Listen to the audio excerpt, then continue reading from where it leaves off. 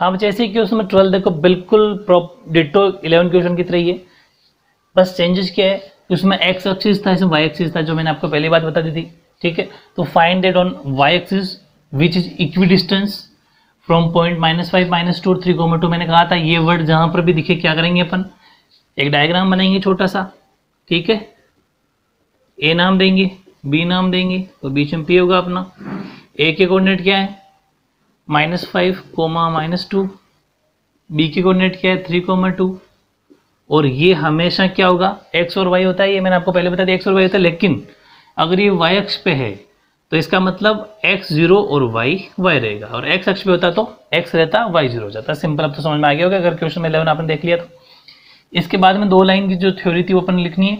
We know that on y axis the x coordinate of any point is 0, same वही 11वें question की बात है। हम जानते हैं कि y अक्ष पर स्थित किसी बिंदु का x निर्देशांक 0 होता है। ठीक है, x 0 होता है, अगर x पे होती तो y 0 हो जाता। ठीक है, ओके। अब उसने कहा व्हेन इक्विडिस्टेंट, यानी कि जब समान दूरी पर स्थित हो, समान दूरी पर स्थित, या फिर हिंदी वाले बच्चे फिर बता देता हूं समदूरस्थ, दोनों शब्द एक ही है। ठीक है ना, तो अपन क्या लिखेंगे AP बराबर BP। इसका मतलब ये जो पॉइंट है वो A और B दोनों बिंदु से बिल्कुल बराबर दूरी पर स्थित है, यानी कि AP बराबर BP, ये दोनों बराबर हैं, इसका मतलब ये होता है। अब AP के लिए x1 और x2 क्या होगा, y1 और y2 क्या होगा, ऐसे ही BP के लिए x1 और x2 क्या होगा, y1 और y2 क्या होगा। ये AP के लिए है, ये BP के लिए, ठीक है ना। AP के लिए, AP का मतलब सिर्फ 2 को ही देखना था, ये x1 -5 मैच करते रहना, x2 0, y1 -2 और y2 y। ऐसे ही BP का मतलब उधर से देख लो चलो, तो ये x1 3, x2 0, y1 2, y2 y, दोनों के लिए डिफरेंट। फिर दोनों में अपन क्या लिखेंगे, डिस्टेंस फॉर्मूला। तो AP के लिए भी डिस्टेंस फॉर्मूला x1 - x2 का स्क्वायर प्लस y1 - y2 का स्क्वायर बराबर क्यों, क्योंकि क्यों डिस्टेंस है दोनों बराबर, तो ये AP के लिए लग गया, ऐसा कैसा है BP के लिए x1 - x2 का स्क्वायर प्लस y1 - y2 का स्क्वायर। अब अपन इसमें वैल्यू पुट कर देंगे। ठीक है, तो x1 की वैल्यू -5 -x2 0 का स्क्वायर, y1 की वैल्यू -2 -y2 y है का स्क्वायर, x1 3 -x2 0 का square plus y1 2 -y2 y का स्क्वायर।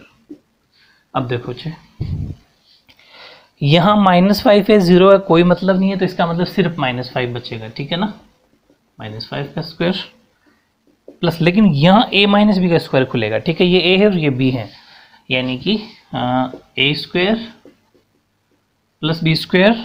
अब ये ध्यान रखना, ये a ये माइनस तो फॉर्मूले का माइनस है, क्योंकि तभी तो अपन a - b लगा रहे हैं, लेकिन यहाँ पर a अपना प्लस था, लेकिन ये माइनस, इसलिए a की वैल्यू माइनस रहेगी। बड़ा ध्यान देना, a स्क्वायर b स्क्वायर -2, ये a और ये b बराबर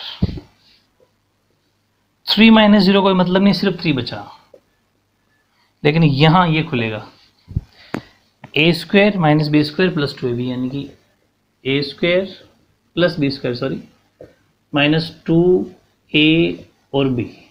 ठीक है, इसमें प्लस ये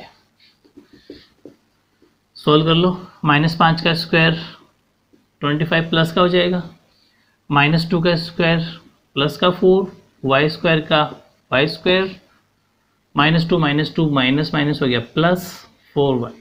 ठीक है, ऐसा कैसा उधर, 3 का स्क्वायर 9, 2 का स्क्वायर 4, y स्क्वायर माइनस का 2 to the 4 और y का y। ठीक है बच्चों, इसके बाद में कोई प्लस और कर दो, 25 4 29, 29 plus y square plus 4y, 9 4 13, 13 plus y square minus 4, दोनों तरफ रूट है तो रूट हटा दो, बोथ साइड स्क्वायर कर दो अपन। ठीक है, ये स्क्वायर बोथ साइड, दोनों तरफ